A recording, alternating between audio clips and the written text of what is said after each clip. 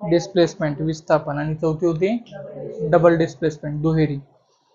त्याच्यानंतर पुढे रिएक्शनचे दोन प्रकार दिलेले परत, एंडोथर्मिक उष्माग्राही, एक्झोथर्मिक उष्मादायी.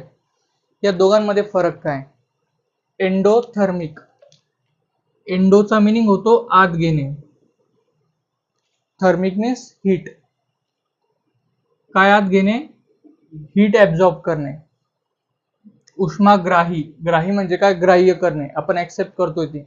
ज्या रिएक्शन मध्ये हीट ही ऍब्झॉर्ब केली जाईल त्या रिएक्शनला म्हणू आपण एंडोथर्मिक रिएक्शन, उष्माग्राही. याचं एक्झाम्पल कोणतं आहे हीट ऍब्झॉर्ब करण्याचं? जसं की सपोज आईस वॉटर, बर्फ जो आहे तो फ्रीज मध्ये, बर्फाला बाहेर काढला आपण, बाहेर काढल्यावर बर्फाचं कन्वर्जन कशात होणार आहे? पाण्यामध्ये. कन्वर्जन का बरं झालं? फ्रीजर मध्ये होता तेव्हा झालं का? बाहेर आल्यावर का बरं झालं? हीटमुळे. सराउंडिंगची जी हीट आहे ती कोणी ऍब्झॉर्ब केली? आईसने. ती हीट ऍब्झॉर्ब केली आणि त्याच्यामुळे आईसचं कन्वर्जन कशात झालं? वॉटरमध्ये. ही पण एक रिएक्शनच आहे. मग ही रिएक्शन कशामुळे घडली? हीट ऍब्झॉर्ब केल्यामुळे. मग ही कोणत्या टाईपची रिएक्शन आली? एंडोथर्मिक.